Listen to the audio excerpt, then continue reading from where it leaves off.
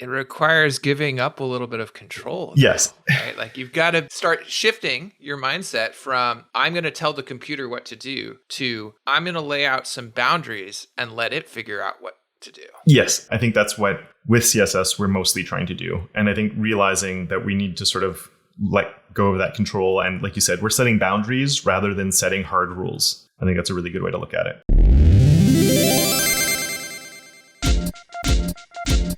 This episode is brought to you by our friends at Retool. Retool helps teams focus on product development and customer value, not building and maintaining internal tools. It's a low-code platform built specifically for developers. No more UI libraries, no more hacking together data sources, and no more worrying about access controls. Start shipping internal apps that move your business forward in minutes with basically zero uptime, reliability, or maintenance burden on your team. Some of the best teams out there trust Retool: Brex, Coinbase, Plaid, DoorDash, Legal Genius, Amazon, Allbirds, Peloton, and so many more. The developers at these teams trust Retool as their platform to build their internal tools, and that means you can too. It's free to try, so head to retool.com/changelog. Again, retool.com/changelog.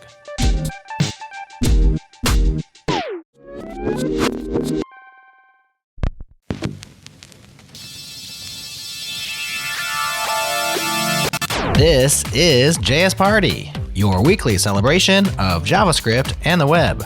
Changelog has joined the Fediverse.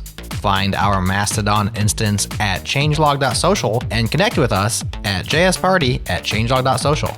Thanks to our partners at Fastly for delivering our pods super fast all around the world. Check them out at fastly.com. And to our friends at fly.io.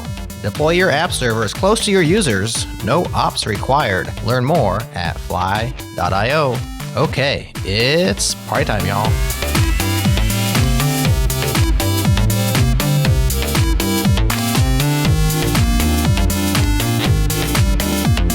Hello, JS Party people. It's me, KBall. I get to be your host today. Welcome to another episode of JS Party, your favorite podcast, I hope, about JavaScript and the web. I am joined today by a special guest, someone who has the best name, I say as Kevin, who goes by KBall. Special guest, Kevin Powell. Kevin, welcome. Yeah, thanks for having me on. I'm looking forward to it.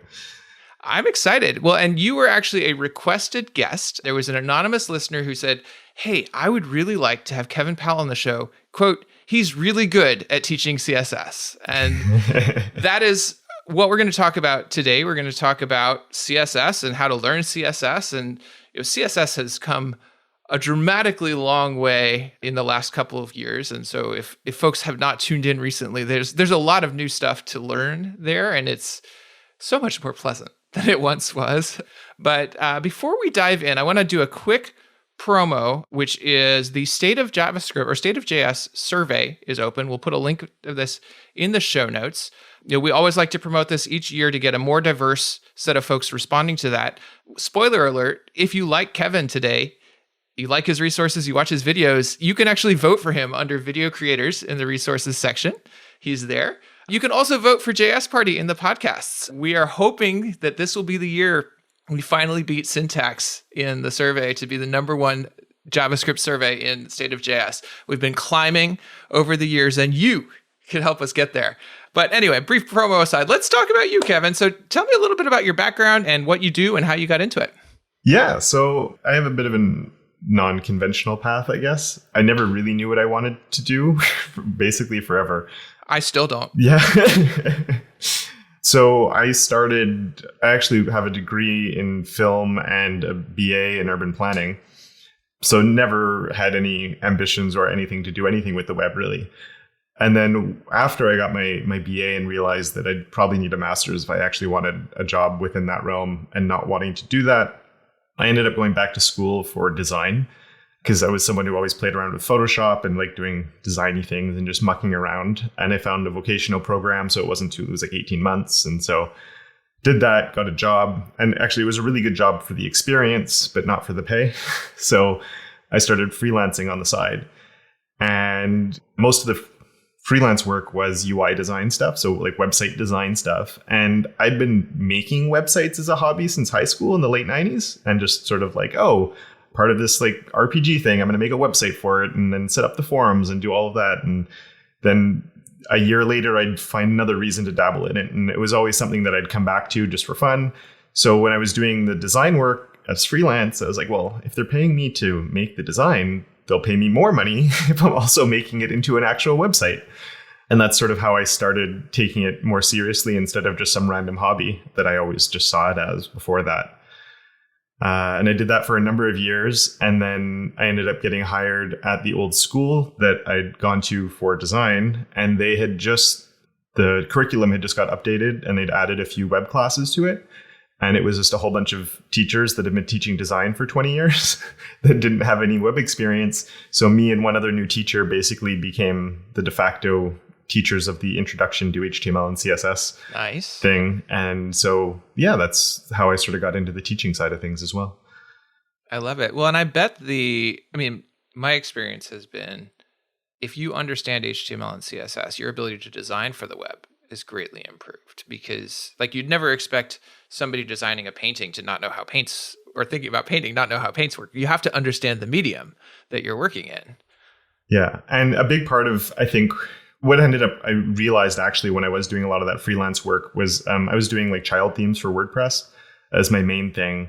And I basically had the main theme, turn it into the child theme and then I would just delete the CSS file and keep most of the structure there. And then it was almost sort of like a CSS Zen Garden style where you have this like blank thing, the structure's in place, but I would design it to match sort of what I wanted it to look like. And for me, that was so much fun. I loved it. It was a puzzle and you're just solving this visual puzzle, I guess, of like, how can I make that actually happen with the constraints of I'm sort of stuck with this theme to a certain extent. I would, you could add functionality and go into the PHP and stuff like that. But the part I really liked was that. And I think that's what made me realize that, hey, this is a lot more fun than actually designing stuff as well. Yeah. Well, I love that you chose a puzzle as a metaphor here, because when I try to describe to folks the difference between writing JavaScript code or some other type of imperative programming language and trying to implement a design in CSS, it's like different parts of my brain. And the closest thing I've come to is it's like putting together a puzzle. It has that like visuospatial like aspect to it. That's just a very different way of thinking about and approaching a problem than I'm going to logic out how this thing works. Yeah, I do think one of the problems, I think, with CSS in general, and I definitely have run into problems with it and been frustrated by it over the years, but there's not a lot of resources that aren't extremely dry, as in like the real documentation, or there's really good MDM articles, but they're these massive things of text that are relatively dry, where it goes more into like the why of CSS and sort of like one level deeper into like, this is why this happens when you do these certain things. And a lot of people don't get into that next step. And that's, I think, where it can also be frustrating, is like there is sort of this logic to how it's working, but we never really dig deep enough to get to it. Because when you do a color blue and it works, you don't feel like you need to dive too much deeper into understanding it. Right. Cool. So I'm excited to dig into that a little bit. But first, so you talked kind of your path, but did we get to how you got into teaching per se? Like at this point, are you full-time teaching? Like that's what you do? So other than the class, like how'd you get into YouTube and all these other different pieces? Yeah. So when I was teaching, when I got called for the school and I was teaching there, it was part-time work. So I was doing part-time teaching and still freelancing. And then eventually my hours got up to be enough to be full-time. But the problem on that was I finally had a decent paying job with job security, and that side was good. But teaching introduction to HTML and CSS for 2 years straight, after a while, it's a little bit boring. It's amazing seeing the progress, because that's when you're really taking a student from like, I've never even looked at like, how do you do a triangle bracket on your keyboard, to within a couple of weeks, they're able to make a website on their own. So like, that's really exciting to see. But 2 years of just going over the basic stuff, at one point I was getting a little bit bored. And so I decided to start my YouTube channel as a way of being able to talk about things that weren't extremely simple and sort of take the next, sometimes I do it to like answer common questions that I was seeing from my students, just because I figured if they're struggling, other people would be as well. But it was more of just this hobby project for me that gave me an excuse to continue doing things that were beyond the very basics. Mm-hmm. And yeah, about 4 years into the channel is when things started really taking off. It took a long time before the channel really got any momentum. But about 4 years in is when I realized that, hey, maybe this is something that it's bigger than I expected it to be.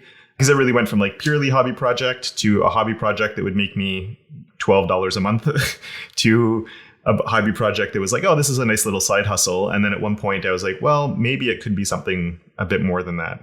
So 2 years ago, I ended up going full time with content creation around the channel and courses that I create as well.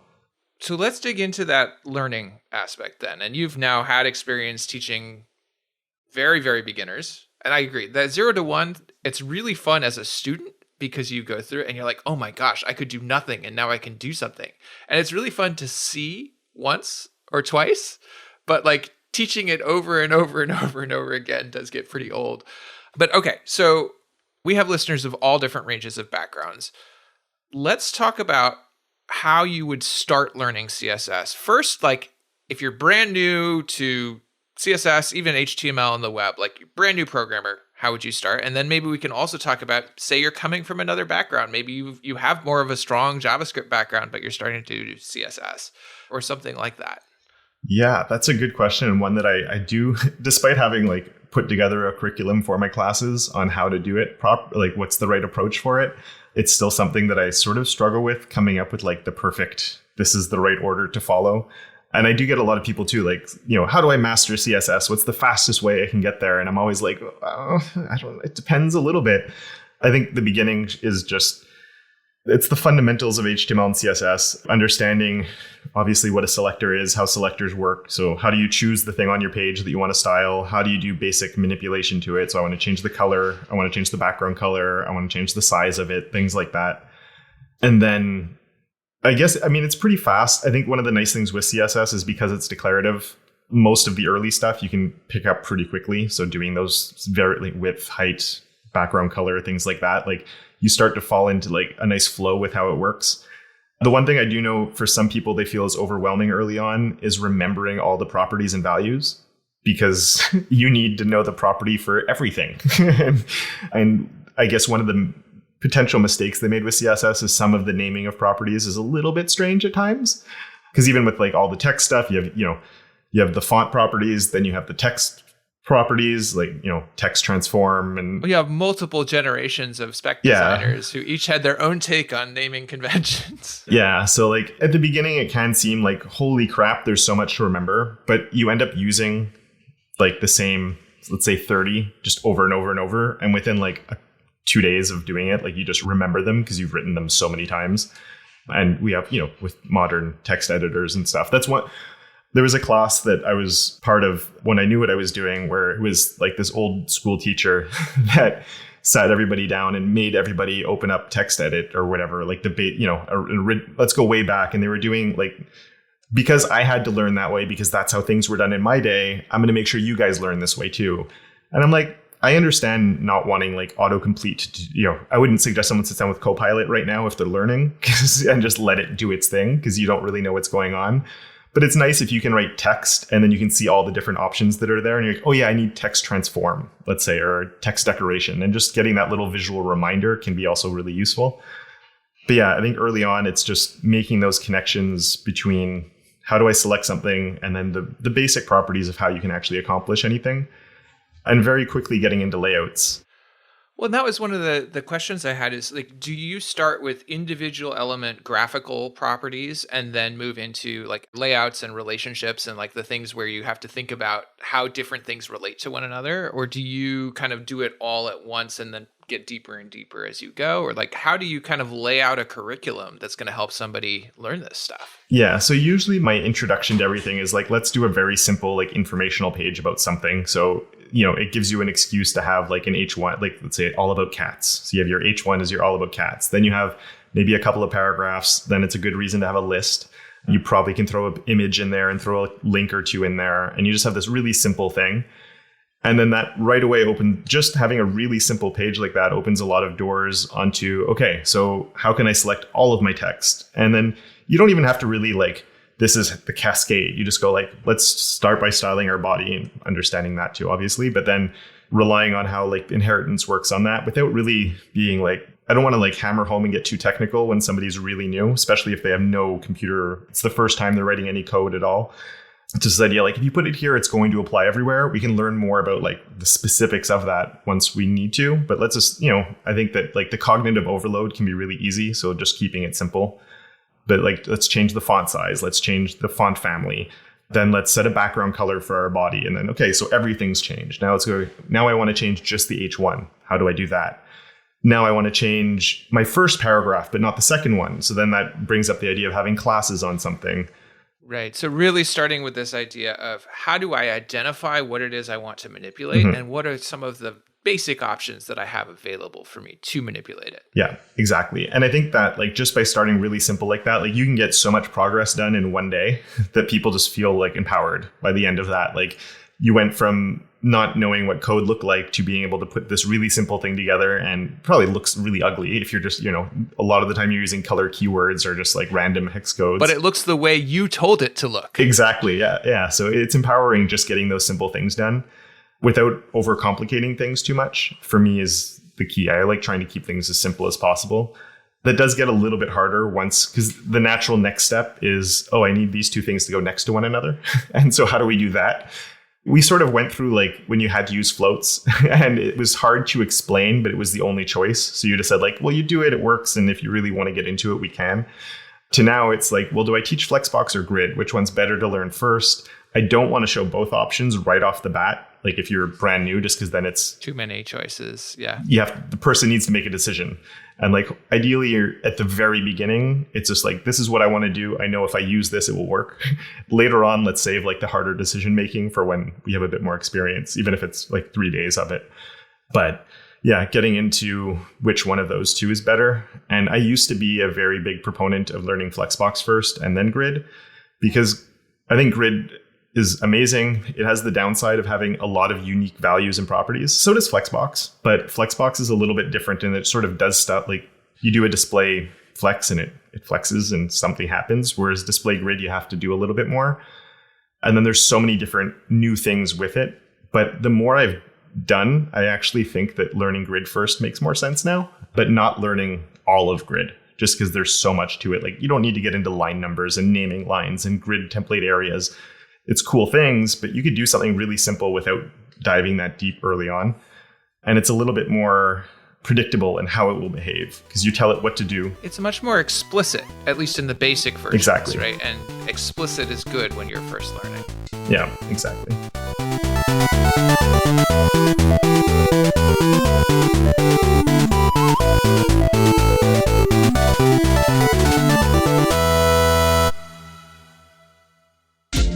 This episode is brought to you by our friends at Square. Develop on the platform that sellers trust. Here's what you could do with Square. You could bridge more experiences. You can build online, mobile, and in-person commerce experiences that connect more customers and sellers. You can build custom booking solutions. You can create and track orders. You can accept payments. You can manage and curate inventory. You can organize customers. You can manage employees. You can extend Square gift cards to your app. You can use Afterpay. And all this is powered by the world-class Square APIs and SDKs that enable you to build full-featured business apps for yourself or millions of Square sellers. So much is available as a Square Solutions partner. Learn more and get started at changelog.com/square. Again, changelog.com/square.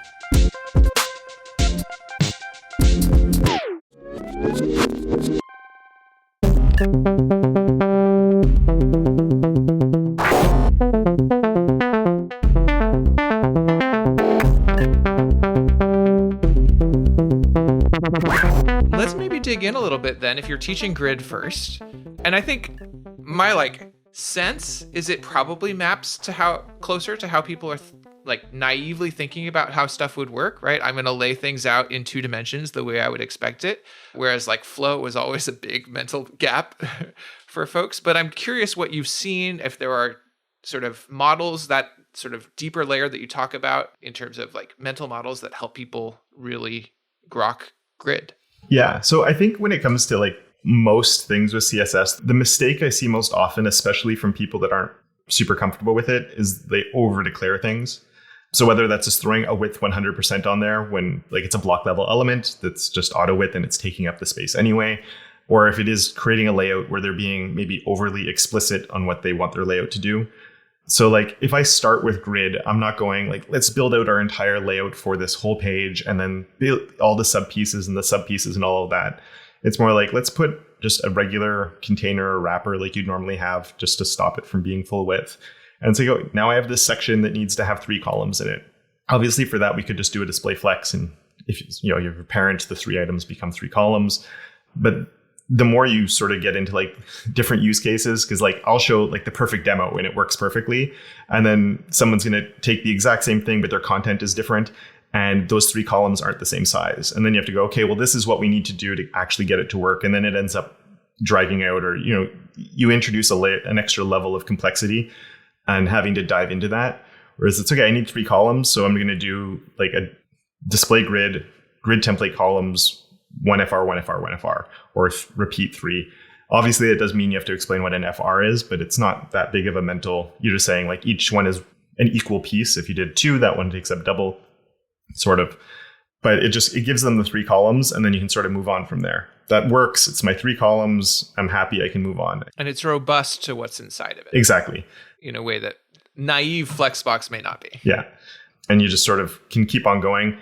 And even like with display flex, I think the best time to show that is also when you need something where if you're doing a navigation or something where you need the items. I was thinking a nav bar is like the perfect display flex. Because you have a short word, a long word, something that's 10 letters, something that's whatever. It's all different sizes. You throw a display flex, they all go next to one another, and then you move on. You don't need that thing where I need these to be the same size, and I don't need to play too much. And if you do need to change the alignment, it's super easy to do. And like just by going, okay, like in this situation, grid might be easier to do. In this situation, flex might be easier to do. And with a lot of those, you don't have to go into like, okay, this is how you align things in this very specific way, or here's how you can span 2 columns. Because like we're not, again, just keeping things simple. You'll run into situations when you'll have to do that. And then you can add that little skill set on top and find out how that would actually work.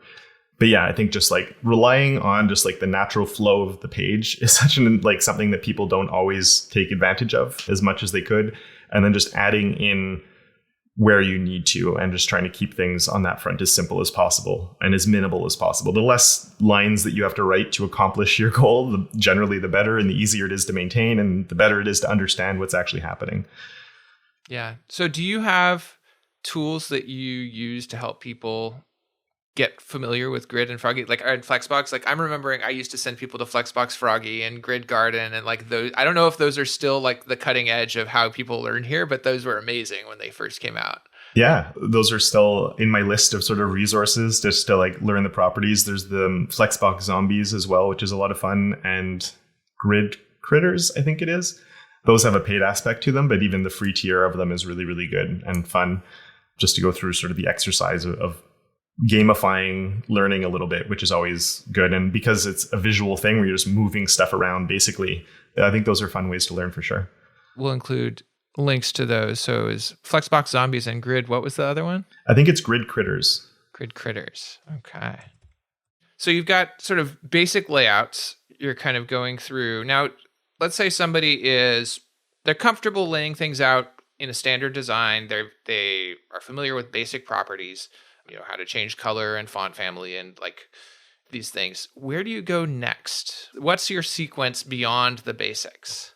I think at that point, it becomes it's hard to say this is the right order to go in, just because maybe the next thing is thinking or like responsively, making responsive layouts and making these things. Because I think I don't talk about it when I'm first at like a very base level, but I do try to avoid setting like a fixed width on something. Just let's throw a max width on here and you'll show that like, okay, it stops at that, but if the browser gets smaller, we can shrink down and stuff like that. So like from the beginning, I like to try and just sort of not build in the bad habits that you then have to break when you want to make something responsive. And I think that's one of the really hard things with CSS in general is understanding that we're writing the ideal. This is what I want it to look like and in the perfect world, this is what would appear on the page for everybody. But chances are that's not what they're actually going to see. We don't know the resolution of their screen. We don't know the color gamut of their screen. We don't know if they're using an assistive technology or an extension to make changes to what it looks like. They might be changing all the colors. They might be changing the font sizes on their side of things. They might be on a really small screen, or they're on a big screen, but they're shrinking their viewport way down for whatever reason. They're in landscape mode, or they're in like. We have to sort of give these informed decisions that will work across this gamut of different options. And I think that's a really hard thing to sort of think about, because most of the times, or even HTML, you're just putting in, this is the content, and you know that's the content. And if you're writing JavaScript, you're writing in the functionality and you're saying, when this happens, do this, for example, or whatever. Like it's a bit more straightforward and like follow these rules and you'll get the result that you want. Whereas CSS, you're sort of being like, we're suggesting a best case scenario a little bit. So trying to get into that mental model, I think, is really important. And that's where I try and just give that idea of, don't worry about like the idea of using a max width rather than a width on something. The idea of don't worry about heights, because people will set like, well, I need a fixed height on this because it looks good, or I need 3 things to be equal height next to each other. And I'm like, yes, but as things get narrower, that means they need the same area, so they have to get taller. And you put a fixed width, then you get overflow, and that breaks everything. So just let's trying to lean into the natural, or natural might not be the right word, but like let's try and lean into the way things work before we write any CSS at all, where things just happen to be responsive pretty much. The page will adapt to the screen on its own. And let's just give it clues to make sure that it, I'm setting my max width so it doesn't break and it doesn't stretch text across my whole thing. I'm not setting fixed heights or min heights on most things, because then if I do that, or max heights, I should say, because then there's chances of overflow. And then like, let's look, just trying to wrap your mind around that and playing around with that and trying to understand sort of the implications of how things can change across different screen sizes and different devices is, I think, a really hard thing to do, but one of those ones that is important to sort of wrap your mind around. Yeah, well, and it sounds like, if I'm hearing you properly, you tend to approach it from more of a fluid design rather than like a breakpoint media query centric approach, which is a beautiful thing that we now are able to do much more of. But yeah, I'm curious. Well, one, have you found anything that really helps that lesson sink in? And two, how do you approach this when you talk to people coming from a design background? Because a lot of those folks are used to thinking in very fixed window types of worlds. Yeah. I think the best way to show anybody, doesn't matter what background, what experience they have, is just to show, okay, like let's put the thing on the screen and show the different things you can run into. This is what happens if I set a width 600 pixels. When I shrink it down, we're getting overflow. How do we fix that? Like, what's the solution to that? And showing different possibilities or different patterns that you can use. I think Jen Simmons coined the term intrinsic design, where a lot of it's based on the browser, just sort of grid really opened up. And Flexbox 2 has this, the simplest thing for a navigation. Instead of having to build in a really complex, let's build a hamburger menu that then has to have certain functionality and a lot of accessibility concerns and get all the functionality there because you have a long navigation. Or you could just do display flex and then wrap, like the flex wrap. And then when it shrinks down, the line, okay, now my navigation has 2 lines instead of 1. Depends. If you have 30 items, maybe it's ridiculous because it takes up your whole viewport. But if you had like 6 links and then it just wraps onto 2 lines, maybe that's a simpler solution. That's fine. You're just letting, okay, there's not enough room. It wraps down. Grid is really good with this. It requires giving up a little bit of control. Yes. Right? Like you've got to be like, start shifting your mindset from I'm going to tell the computer what to do to I'm going to lay out some boundaries and let it figure out what to do. Yes, I think that you phrased it much better than I was trying to earlier. I think that's what with CSS we're mostly trying to do. And I think realizing that we need to sort of let go of that control. And like you said, we're setting boundaries rather than setting hard rules. I think that's a really good way to look at it. Related to that, and another sort of angle is setting relationships. Mm-hmm. Right? How this thing relates to that thing. And we have so many more options available to us now with CSS variables and like being able to do that. But I'm curious if that's something that you bring up with people. Like how do you kind of talk about not just these boundaries that we're putting, but like, okay, how do I make this thing relate to that thing, not just in layout, but maybe in size or like other aspects you might approach? Yeah, I think part of that is, I think everything with CSS, so much of it is about relationships in different ways. because, just through just inheritance as one. And then like, what's the relationship between the sibling and the parent? What's the relationship between the different siblings?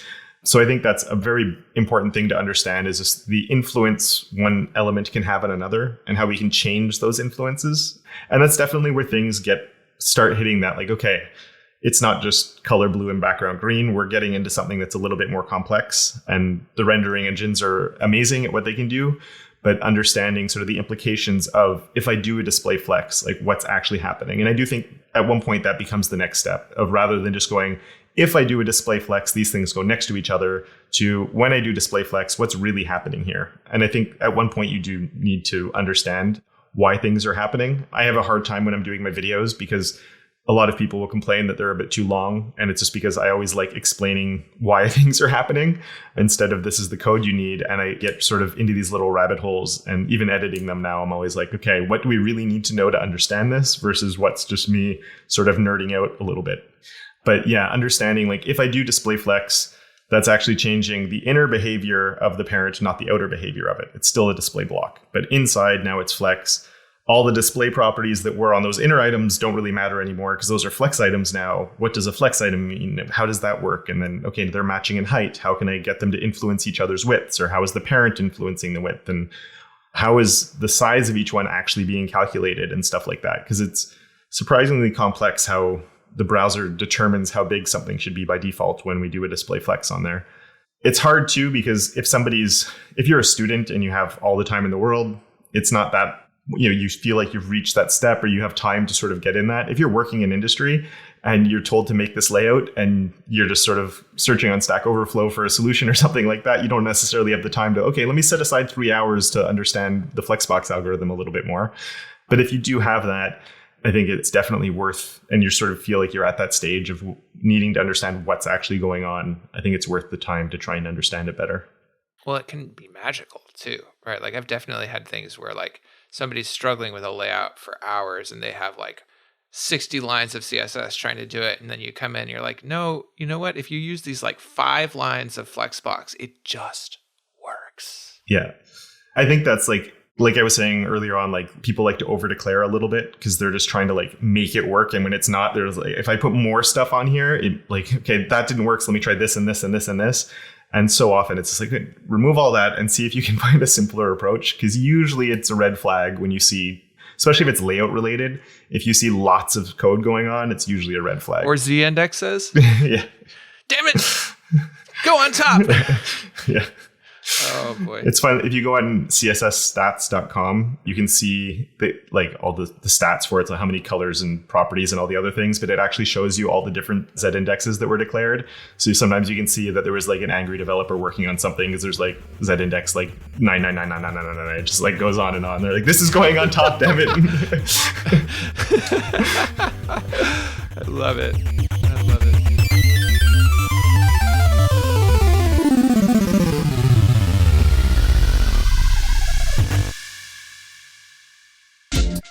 What's going on, party people? This episode is brought to you by our friends at Lolo Code. Lolo Code lets you build cloud-agnostic serverless apps that make it easy to go from 0 to 1. If you're familiar with building serverless apps, you can think of Lolo Code as your backend with a visual editor, let you think and build at the same time. All this without having to provision or manage servers. So with no servers to worry about and an amazing visual editor to build your app, connect nodes, and add any NPM libraries you need, you have no limitations and no complexity to deal with. And Lolo Code is low-code-ish. You can even write your own integrations. This means you can build templates within your account or use templates that have been shared with you. For example, you can build a library function with Slack and then just connect it to your workflow or MongoDB or OpenAI or whatever else you're using parameters for in your code to create dynamic values. This makes Lolo Code very Zapier-like, but for devs. Lolo is built for developers, so try it free today with no credit card required at lolo.co/JSParty. That's lolo.co/JSParty. And by our friends at Raygun. Raygun gives software teams instant visibility into the quality and the performance of their software. And I'm here with John Daniel Trask, co-founder and CEO of Raygun. So JD, let's talk about the challenge that software teams have. Are there really teams out there that don't have error tracking or error monitoring? Because you've been doing this for quite a while now. Have you ever met a team that's like, what is that? Why would I do that? Or is it super clear we must have error tracking? It's becoming more common, but most folks that we're bringing on board are still coming from nothing. I think that the next phase is in that telemetry and observability side of things. Like the cutting edge people are absolutely doing it already, and they've been doing it a wee while, but a lot of people are coming on to that. And I often think about it as like you've made this investment in CI/CD, but until you close that loop with real-time insights coming from your production code, you're actually not making the most value of your CI/CD pipeline. You've got repeatable, dependable builds going out, but you're not actually being able to fail forward and respond to customer feedback that's automatically provided as quickly as you could. Okay, so if you are of the majority of new customers to Raygun, coming to them with no error monitoring, no error tracking in place, you can try it out for free today. A free 14-day trial is waiting for you at raygun.com. No credit card required. Join thousands of software teams out there who use Raygun every single day. Learn more at raygun.com. Again, raygun.com.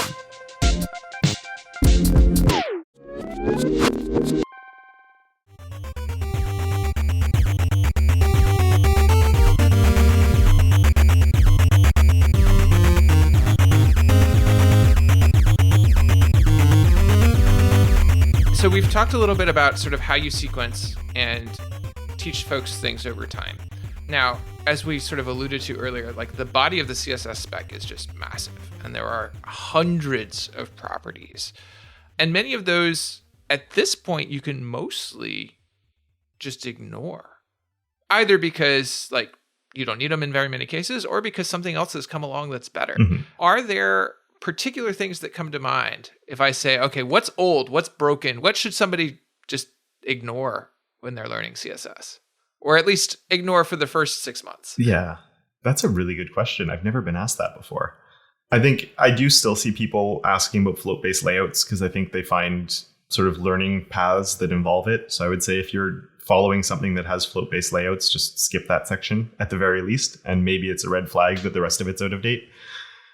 Definitely, because Flexbox and Grid are actual layout tools. I'd say if anything, mention table-based layouts, definitely run away. Unless you're doing email.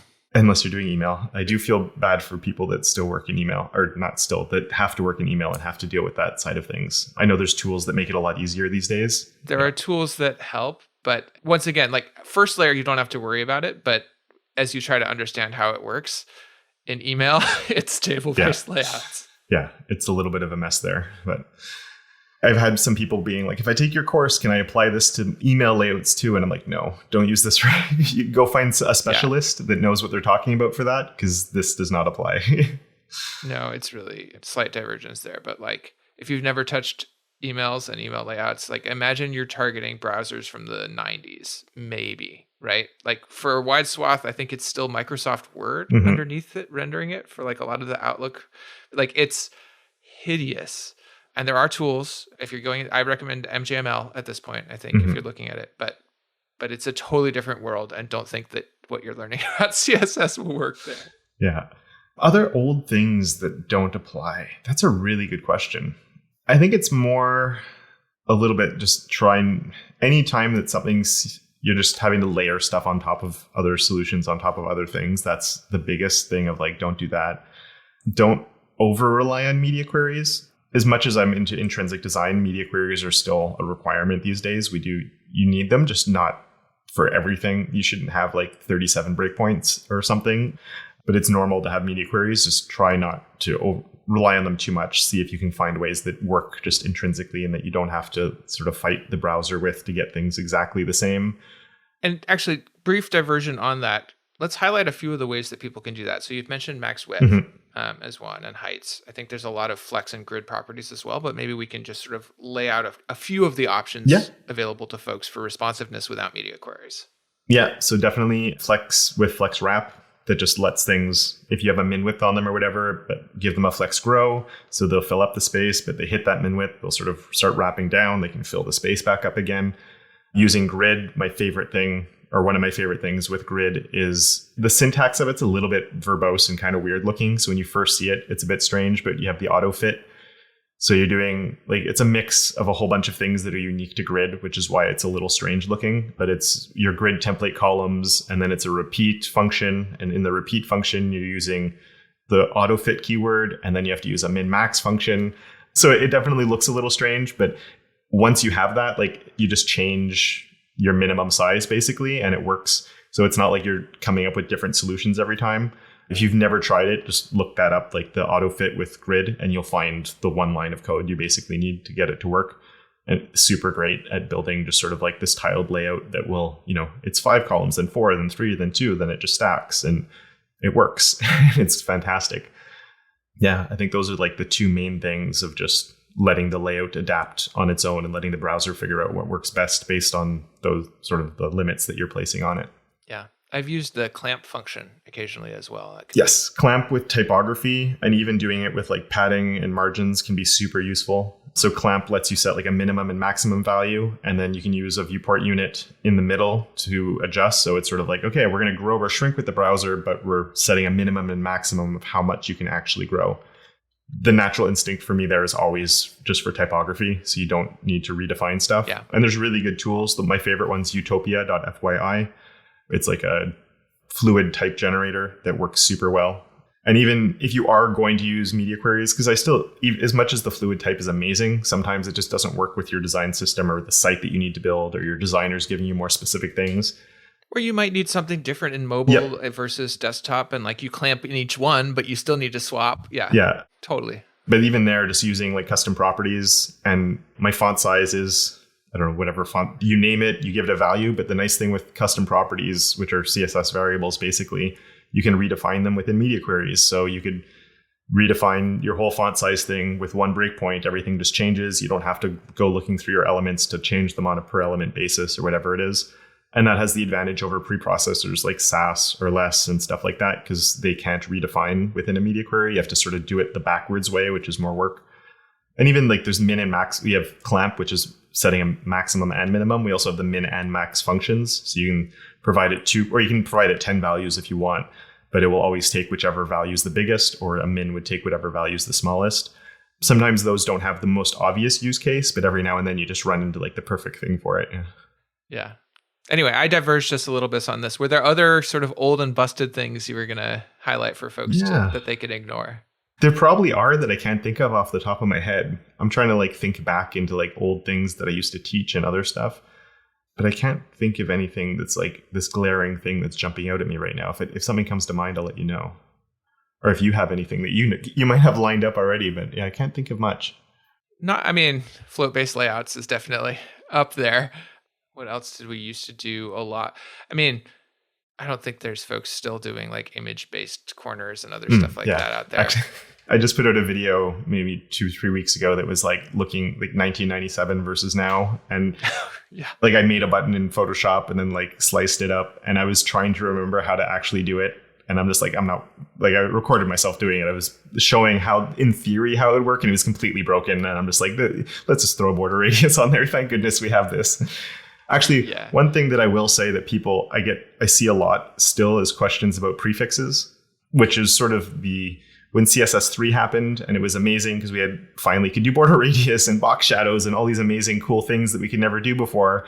But everything basically was prefixed because every browser didn't implement it properly, and it was their own implementation and it didn't quite follow the spec. So just to be safe, they prefixed it to eventually plan to drop the prefix. And I would say these days, first, you probably want to use a tool like Auto Prefixer within your build and all of that anyway, so you're not thinking about it too much. But most things don't need to be prefixed anymore, other than like a few weird properties that if ever you find like you need to solve. Like the one I can think of is line clamp, because you can sort of set a maximum number of lines. And sadly, it is actually in the spec now, but the browsers decided to do it before it was part of the spec. And I think it was one browser did, and then everybody got on it because it's useful. And then finally it got added to the spec, but everybody just has this, it's all WebKit prefixed. So it's this -WebKit -line clamp, and there's a few other weird things you have to do to actually get it to work. But yeah, I think prefixes are not completely dead, but very much something on their way out. Yeah. Thank goodness. Yeah. Nice. Well, what do you think of, or / do you recommend CSS frameworks, both when somebody's learning or just for general use?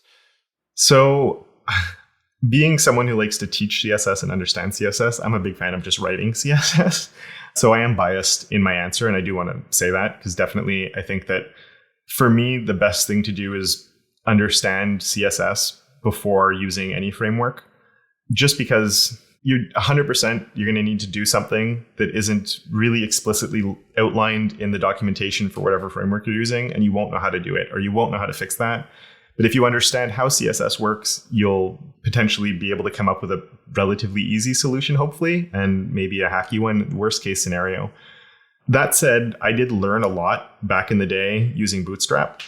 But I think the reason I learned a lot from it was because I wasn't just like, okay, it worked and I can move on and I made my quick prototype, let's go. It was more like I was looking at how they were naming their classes, how they were organizing things. I was trying to understand why they were doing things in certain ways. And then that sort of gave me ideas on how I could author my own CSS and sort of steal ideas from it without relying on their sort of very structured, rigid way of working. And I could sort of steal their ideas rather than just using their own code. So I don't want to say don't ever use one if you're learning. I also think it depends on what your goals are. If you're in the middle of learning you're learning JavaScript or doing something else, and you don't really want to be diving into how this works in CSS right now, you just need something to throw together to work so you can practice this other thing, that's fine. Use the tool to speed that up. I don't think there's any harm in that. But I do think the better you understand CSS, the better you can use any framework. And Tailwind now is the classic example because of how much it's exploded. But Tailwind's sort of just a different way to author CSS in a way. You're doing a lot of inline styling almost. And if you don't understand CSS, what that's doing, I don't really know how you could use Tailwind, to be honest. Maybe if you're using the UI a little bit, like the Tailwind UI, just because they sort of have some pre-baked stuff for you. But I think the better that you understand, it's the same with JavaScript. If you understand JavaScript, you can sort of jump between frameworks a little bit easier, have a better time with it. If you just learn React from the beginning, you won't even know what is JavaScript and what part is React specific. And so for anything like that, I think understanding and having a decent understanding of the base language is always a good thing. Yeah, that makes sense. Well, other than your YouTube channel, and we've talked a little bit about sort of layout resources, are there other resources that you would recommend to folks who are interested in learning CSS? Where should they go? What should they dig into? I mean, should they just go to kevinpowell.co and done? That's it? If you like video-based content, which I know some people really like, I do think I have a lot and I cover a lot of material on my YouTube channel, so it's a good place to start. My written content is very lacking at this point. I started writing and I never really kept up with it. So if you're more into written content, there's a lot. I mean, from between CSS Tricks, Smashing Magazine, Josh Como has amazing content out there. So his blog posts are always really high quality. There's Stephanie Eccles, who has moderncss.dev, I believe it is, as well as small CSS. So moderncss.dev is more let's dive into topics, and it's a bit more in depth on how we can accomplish certain things using modern CSS techniques, things like clamp, min, max functions, the grid auto flow and stuff like that. And then small CSS is it's SMOL CSS.dev, I think. And that's nice because it's just basically here's a pattern that you can try and use, and here's the code for it. So it's just little snippets that you can sort of steal. So that could be really useful as well. I do have courses if people don't mind investing into things like that. But no, there's so much content that's out there these days that I guess it depends what you're trying to learn, where you're trying to get it from, and what the goals are and everything there. But yeah. Awesome. Well, and I think I caught all of those, so I'm going to include links. I can send them over to you after too, yeah, to make sure that if there's any that I forgot, I'll send them over as well. Awesome. Well, this has been great. Is there anything else that you'd like to share with folks, or that you think people should take away from this conversation? I think for me, the big thing, my main goal is always just to try and help people be less frustrated with CSS. I love it. I really enjoy writing CSS, and I know a lot of people get frustrated with it. So if I can't help people actually love it, if they're less frustrated by it, I'm happy. And I really think the best way to get there often is just what's the simplest way to achieve this thing I'm trying to do? If you feel like there's no simple way of doing it, maybe it just means okay, let me hit pause for a second and look this up a little bit, because most things these days don't have overly complicated solutions unless you're getting into really the weeds of stuff. And obviously there's some weird stuff that goes on, and there's some wacky behaviors that can occasionally pop up. But yeah, I think that in general, taking a really simple approach that just tries to be as frictionless as possible is always the right way to go about it. And hopefully, if you are struggling with CSS and stuff like that, hopefully my content can help sort of get into that right mental model, because it's a completely different one than anything else that I can think of. So just being able to think in the right way, I think, and get into the right mindset for writing it is needed. And it can take a while to sort of come around to how it works. But once you get there, it can be an enjoyable experience and it can be a lot of fun. Yeah, I think that's really key, is like, don't expect CSS to behave like the programming languages you've been writing in other ways. Mm-hmm. If you do, you will be frustrated. And many people are. Come into it with the expectation that this is something new and different. It's tackling a much different problem domain. And, we highlighted a little bit the vast variety of displays that someone might be using this on. But once you kind of wrap your head around that mental model, it is super fun. Yeah. And I know for me, especially because it is visual, like you see your results right away. I guess that can be frustrating too when the result isn't what you want it to be.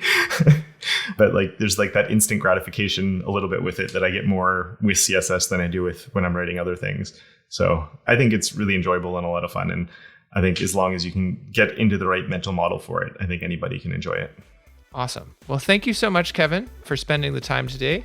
Those of you listening, thank you for listening. If you want to hear live, you want to chime in, we didn't get anybody asking questions live. So if you have questions, you're going to have to look Kevin up later, but you can, in future episodes, ask them live. Just join us on Slack. You can watch live. We record 10 o'clock Pacific on Thursdays. And yeah, so this is JS Party. Thank you, Kevin. Thank you so much for having me. And I am KBall signing out.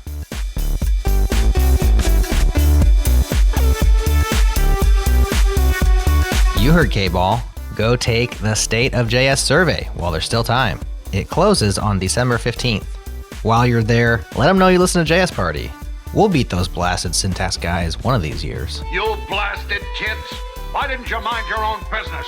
Special thanks once again to our partners at Fastly and Fly for helping us produce awesome podcasts each and every week. Check out what they're up to at fastly.com and at fly.io. And thanks, of course, to our mysterious friend, Breakmaster Cylinder, for keeping our beats banging.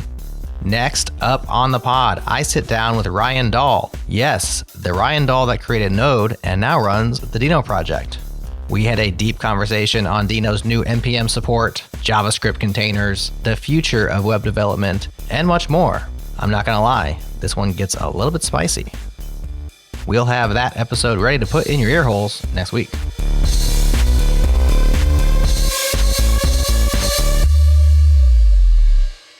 I am not a fan of what React has done to the web, but it's very nice.